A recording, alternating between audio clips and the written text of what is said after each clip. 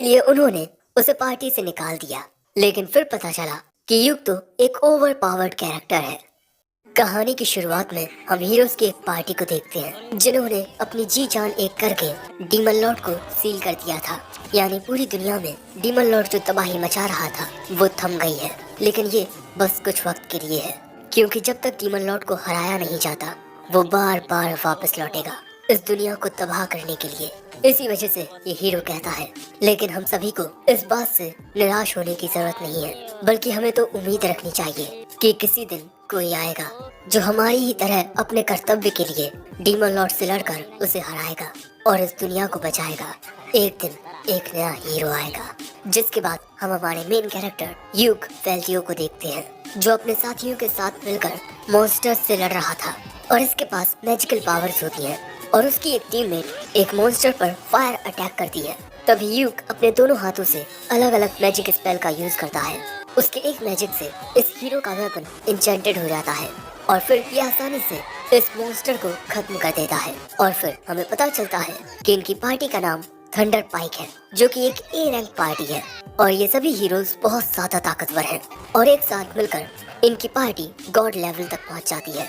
और इनकी जो लाइव स्ट्रीमिंग चलती है उसे 1 मिलियन से भी ज्यादा लोग देखते हैं, यानी कि ये लोग पॉपुलर भी बहुत ज्यादा है। काफी सारे एडवेंचरर्स थंडर पाइक की तरह बनना चाहते हैं। लेकिन अगले सीन में हम युग को देखते हैं, जो अपने टीममेट से कहता है कि मैं ये पार्टी छोड़ना चाहता हूँ। थंडर पाइक का लीडर नाइट साइमन पूछता है कि आखिर क्यों। वो कहता है, मुझे नहीं लगता कि जो हमें रिवॉर्ड के पैसे मिलते हैं वो हम सभी में बराबर बांटे जाते हैं। साइमन कहता है कि किसी पार्टी में एक मेंबर को उतने ही पैसे मिलेंगे जितना वो योगदान देगा। वॉरियर बैरी कहता है, तुम्हें तो लड़ना भी नहीं पड़ता, तुम अपना सारा काम दूर से ही करते हो, तुम्हें तो शुक्रगुजार होना चाहिए कि हम तुम्हें पैसे देते हैं। तभी विच जेमी कहती है, मुझे तो लगता है कि तुम सिर्फ स्ट्रीमिंग के दौरान ही हमारे काम आते हो। तभी प्रीस्टेस कैमेला कहती है, अगर तुम्हें ज्यादा पैसे चाहिए तब तुम्हें अपना ज्यादा योगदान देना होगा। युग कहता है, तुम सभी तो ऐसे बोल रहे हो जैसे मैं कुछ करता ही नहीं, हर वक्त मैं तुम सभी को सपोर्ट करता हूँ। कैमिला कहती है, ना जाने तुम क्या बोल रहे हो। तभी साइमन कहता है, अगर तुम हमें छोड़ दोगे तब तुम क्या करोगे। तुम एक बी रैंक इसीलिए हो क्योंकि तुम्हारे चाइल्डहुड फ्रेंड ने तुम्हारी मदद की और यहाँ तक कि हम तुम्हें अपनी ए रैंक पार्टी में रखे हुए हैं। युग कहता है, तुम्हारे कहने का मतलब मेरे होने या ना होने से कोई फर्क नहीं पड़ता। वो कहता है, तुम्हें समझने में थोड़ी देर लग गई। अब ये सुनियो इस पार्टी को छोड़ देता है जिसमें वो पिछले 5 सालों से था। बैरी कहता है, हाँ तुम जा सकते हो, लेकिन वापस रोते हुए मत आना, क्योंकि वापस आने पर तुम्हें यहाँ कोई जगह नहीं मिलेगी। कैमिला भी कहती है, ओके बाय बाय। साइमन कहता है, तुम चाहो तो मैं अब भी तुम्हारी इस गलती को माफ कर सकता हूँ। युग कहता है, नहीं अब मैं जा रहा हूँ। जिसके बाद हमें द एडवेंचर सिटी फिनिश दिखाई जाती है और इस शहर में सच में बहुत ज्यादा चहल पहल रहती है। और यहाँ युग एक रिसेप्शनिस्ट के पास नए काम के लिए साइन अप करने आता है, ये बताते हुए कि कल उसने थंडर पाइक पार्टी को छोड़ दिया है। जिसके बाद वो रिसेप्शनिस्ट युग को एक फॉर्म देती है, जिसके बाद युग उसे फिल करने लगता है। नाम युग फेल्टियो, उम्र 20 साल, जॉब रेड मेज एंड एल्केमिस्ट। और फिर जैसे ही वो उस फॉर्म को रिसेप्शनिस्ट को देता है, एक लड़की वहाँ आकर उसे गले लगा लेती है और फिर कहती है, मैं आपको कितने वक्त बाद देख रही हूँ सेंसे। दोस्तों, ये लड़की स्वॉर्ड मेज मरीना है और युग ने इसे एडवेंचरर प्रीलिमिनरी ट्रेनिंग में काफी सारी चीजें सिखाई हैं। युग पूछता है, बाकी सब ठीक है ना। वो कहती है कि हाँ वो बिल्कुल ठीक है। फिर मरीना पूछती है कि आप यहाँ क्या कर रहे हो। वो बताता है कि वो ज्वाइन होने के लिए एक पार्टी ढूंढ रहा है। ये सुनते ही मरीना कहती है, तो आप मेरी पार्टी ज्वाइन कर लीजिए। जिसके बाद हम मरीना की पार्टी को युग के साथ बैठा देखते हैं। यहाँ सिल्क नाम की ये लड़की कहती है, आप हमारी पार्टी को ज्वाइन करेंगे, क्या हम इस लायक हैं। वो कहता है, हाँ बिल्कुल तुम लोग हो। मरीना पूछती है, तब क्या सेंसे हमारी पार्टी को ज्वाइन कर सकते हैं। ये रेन नाम की लड़की कहती है, हाँ बिल्कुल। सिल्क कहती है, लेकिन क्या सच में आप हमारी पार्टी को ज्वाइन करेंगे। हम बस एक डी रैंक पार्टी है जो कुछ टाइम पहले ही बनी है और आप एक बी रैंक एडवेंचरर हो, हमारे साथ जुड़कर आपको ज्यादा फायदा नहीं होगा। युग कहता है, यही जगह मेरे लिए बेहतर रहेगी, क्योंकि ए रैंक पार्टीज अक्सर हाई लेवल क्वेस्ट या डीप डंजन में जाते हैं और मैंने अपनी पिछली पार्टी के लिए इतनी ज्यादा मेहनत की थी कि मैं लगभग कर्जे में ही आ गया था। इसलिए मुझे लगता है कि जो हमारे डी रैंक क्वेस्ट होंगे उनसे मुझे ज्यादा मुनाफा होगा। मरीना कहती है, तो बस सब कुछ तय हो गया, सेंसे अब से हमारी पार्टी में है। सो वो कहता है कि मुझे सेंसे बुलाना बंद करो, आज से तुम तीनों मुझे युग बुला सकती हो। जिसके बाद ये तीनों युग को उसके नाम से बुलाती हैं। युग पूछता है तो वैसे आज तुम लोग क्या करने वाले हो? सिल्क बताती है कि हमने पेंटल अबेंडेंड माइन डंजियन से मैजिक आयरन ओर को कलेक्ट करने का क्वेस्ट लिया है। अगले सीन में हम इन चारों को उसी डंजन के बाहर देखते हैं और दोस्तों इस जगह पर एक छोटा बाजार भी लगा हुआ था। आगे बढ़ते हुए युग कहता है इस डंजन के 6 फ्लोर पर ऐसी काफी सारी जगहें हैं जहां हमें मैजिक आयरन ओर मिल सकते हैं।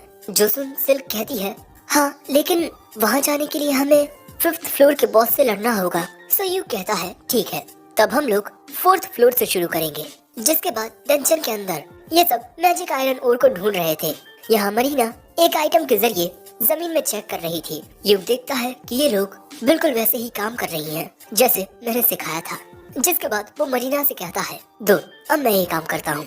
वो कहती है लेकिन आप तो एक रेड मेज हो और मैं जितना जानती हूँ कि अगर किसी पार्टी में कोई थीफ नहीं है तब इस तरह के काम स्वॉर्ड मेज को ही करने पड़ते हैं। लेकिन तभी युग अपने पास से एक डिटेक्टिंग लैंटर्न निकालता है और अगले ही पल में वो लैंटर्न चमकने लगती है और ये इन लड़कियों को बहुत खूबसूरत लगता है। युग बताता है कि इसकी मदद से हम बहुत आसानी से एक माहिर चोर की तरह छिपे हुए जालों से बच सकते हैं। जिसके बाद इन सभी को अपने सामने बिछे हुए जाल नजर आने लगते हैं। जो देख सिल्क कहती है कि इस लैंटर्न में डलने वाला तेल बहुत ही महंगा होगा। युग कहता है कि परेशान मत हो, मैं अपनी एल्केमी से इस तेल को बना लेता हूँ। अब चलो तुम तीनों मेरे पीछे आओ और मरीना तुम हर पल चौकन्ने रहना, हो सकता है कि अचानक ही हम पर कोई हमला हो जाए। अब आगे बढ़ते हुए युग सभी को कह रहा था कि जरा ध्यान से चलना, यहाँ काफी सारे जाल बिछे हुए हैं। और यहाँ युग याद करता है कि उसकी पुरानी पार्टी थंडर बाइक भी पहली बार इसी डंजन में आए थे। लेकिन तभी अचानक युग इन सभी को रोक देता है और कहता है हमसे थोड़ी दूरी पर कोई चीज है, इसीलिए लड़ने के लिए बिल्कुल तैयार रहना। जिसके बाद ये लोग बिल्कुल तैयार होकर आगे आते हैं और यहाँ काफी सारे बोगलैस मॉन्स्टर्स होते हैं। सबसे पहले सिल्क आगे जाकर एक तीर से एक बोगल को मार देती है। जिसके बाद मरीना इन पर हमला करने के लिए दौड़ती है।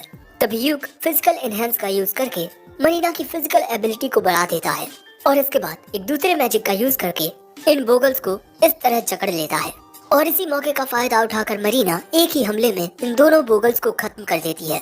युग कहता है तुमने बहुत बढ़िया किया। मरीना कहती है लेकिन ये तो आपके मैजिक से हुआ। युग कहता है हाँ, मैंने तुम्हारे ऊपर 3 तरह के फिजिकल एनहेंस टाइप मैजिक का यूज किया। जो सुन हैरान होकर रेन कहती है क्या एक ही बार में 3, और आपने तो कोई इनकांटेशन भी नहीं की। मरीना आकर कहती है आपके मैजिक की वजह से मेरी फिजिकल एबिलिटी बहुत बूस्ट हो गई थी। युग कहता है तुम भी पहले से काफी ताकतवर हो गई हो। फिर युग एक खंजर निकाल के कहता है चलो यहाँ से कुछ और इकट्ठा करते हैं और आगे बढ़ते हैं। और यहाँ ये तीनों लड़कियाँ युग को देखती रह जाती हैं। अब आगे बढ़ते हुए युग इनसे इनका डंजन अटैक रूटीन पूछता है। ये बताती है कि हर एक फ्लोर को क्लियर करने के बाद ये आराम करती हैं और जो भी इन्हें नुकसान हुए उनकी रिपोर्ट देती हैं। थोड़ी दूर चलकर युग कहता है अब हमें यहाँ थोड़ा आराम कर लेना चाहिए। जिसके बाद मरीना कहती है कि मेरे आर्मर और मेरी तलवार पर कोई डैमेज नहीं आया। सिल्क भी अपने सारे यूज किए हुए एरोस को इकट्ठा कर लेती है, यानी कि इनमें से किसी को भी किसी चीज की हानि नहीं हुई। जिसके बाद ये लोग आते हैं 2nd फ्लोर पर। यहाँ आगे बढ़ते हुए अचानक ही एक अजीब सा मॉन्स्टर इनकी ओर आता है। सो युग वक्त रहते उसके हमले से बच जाता है। लेकिन यहाँ ऐसे काफी सारे मॉन्स्टर्स आ गए थे और ये डेड माइनर्स हैं। सो अब रेन इनकांटेशन करना शुरू करती है। सिल्क उन पर तीरों से हमला करती है और यहाँ युग प्रोटेक्शन और लिटिल ब्लेसिंग का यूज करके चारों के ऊपर एक प्रोटेक्टिव बैरियर टाइप बना देता है। और इसी लाइट टाइप मैजिक से इन डेड माइनर्स को दिक्कत हो रही थी।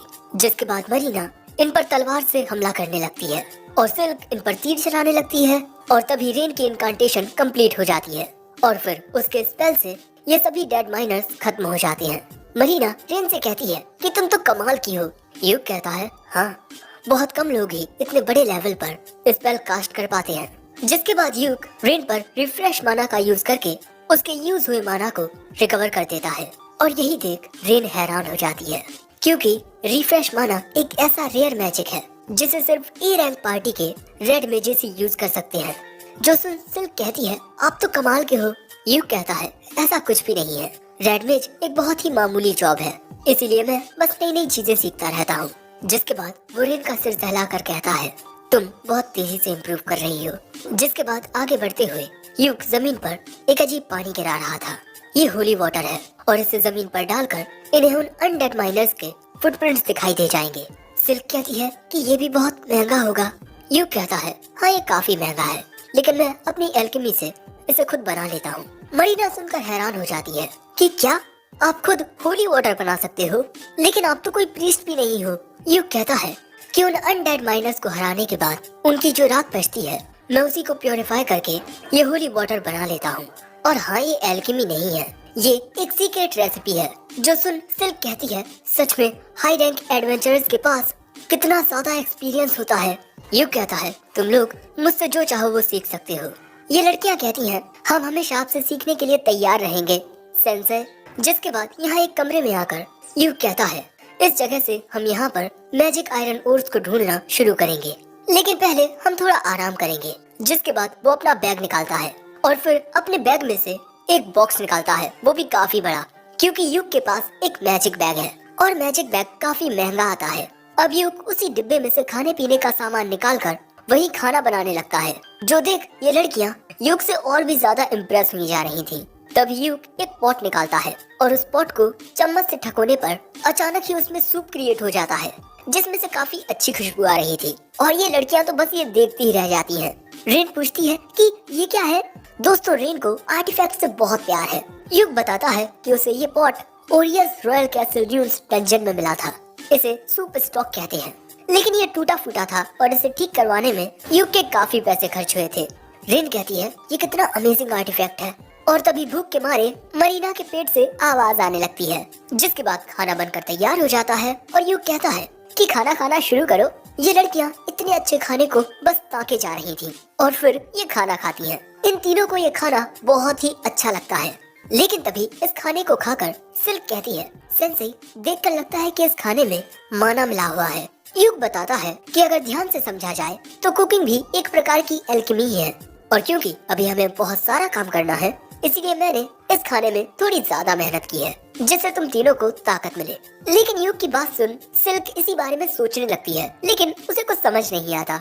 सुरीन कहती है कि तुम ज्यादा मत सोचो। जिसके बाद 4th फ्लोर में इनके सामने एक बहुत ही बड़ा मॉन्स्टर आता है। ये एक रॉक लिजार्ड है और दोस्तों इस जगह पर काफी सारे मैजिक आयरन ओर थे और ये सभी भी इस मॉन्स्टर से लड़ने के लिए तैयार थे। जैसे ही ये लिजार्ड इन पर हमला करने आता है यूक अपने मैजिक से इसे स्लो कर देता है और अगले ही पल में मरीना अपनी फुल पावर के साथ उछलती है और अपने इन हैंड स्वॉर्ड के एक ही हमले से वो इस रॉक लिजार्ड को खत्म कर देती है।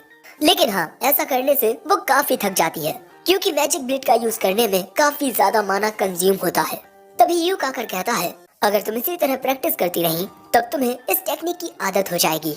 जिसके बाद वो उसके माना को रिफ्रेश कर देता है। अब इसके बाद यूक एक रैकिंग पिक्सेस लेकर यहाँ मौजूद मैजिक आयरन ओर्स को इकट्ठा करने लगता है। वो लड़कियां भी उसकी मदद करती हैं और इसी तरह ये लोग काफी सारे मैजिक आयरन ओर को इकट्ठा कर लेते हैं।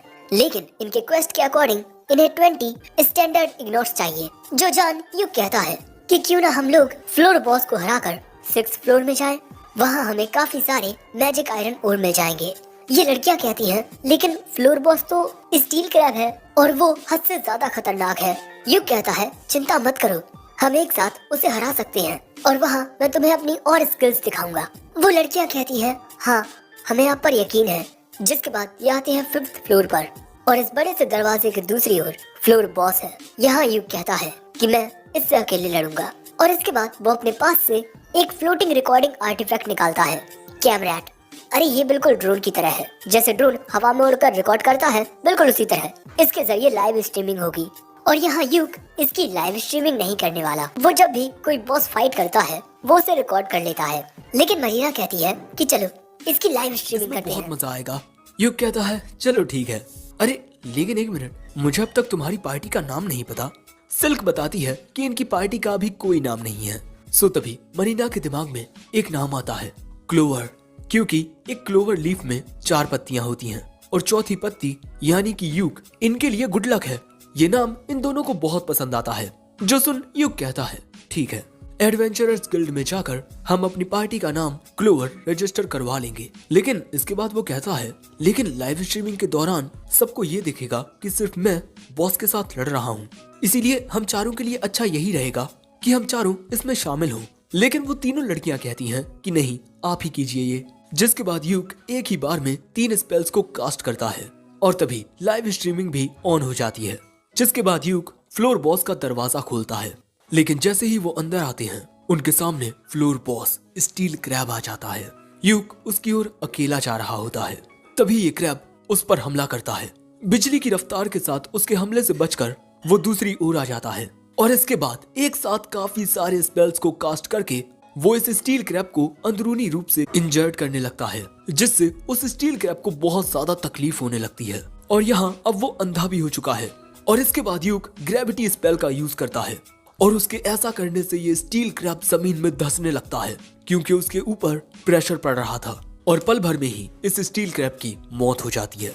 जिसके बाद यूक कहता है, हमारी इस लाइव स्ट्रीमिंग को देखने के लिए शुक्रिया। और उसकी स्ट्रीमिंग एंड होते ही मरीना आकर उसके गले लग जाती है और कहती है कि आप कितने ज्यादा अमेजिंग हो।